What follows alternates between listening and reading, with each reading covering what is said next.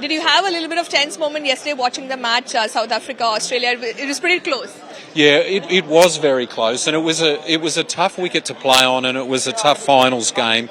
Now, South Africa probably got the worst of the conditions because it obviously did do a little bit with the new ball seaming around, and then as the innings progressed, it took a little turn, so it was very difficult for them. Miller played spectacularly; he played fantastically, and then the Aussies got themselves in front in a big way and sort of then just lost a little bit of momentum. So it's as you would expect a semi-finals match would be, very close, and both teams probably having the advantage for certain parts of the match, but not really ensuring that they were going to win the match unconditionally.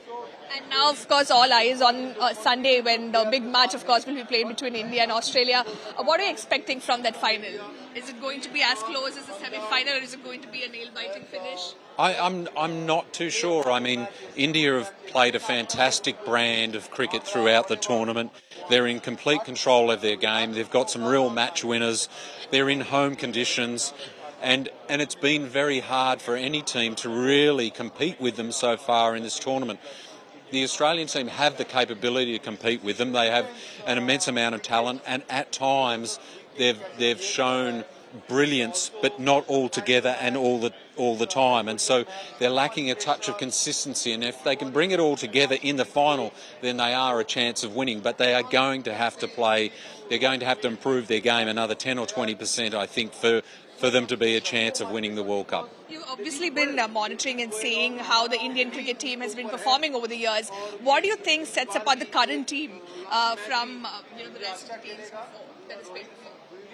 Yeah, well, look, I mean, I've been out of the game for quite a number of years now, and I keep an eye on it. And look, I think from what I can gather, I mean, I think the Indian team sort of have begun this slow march and slow transition into, a potentially dominant cricket team, one like the West Indies of the 70s and 80s, maybe the Australians in the 90s, 2000.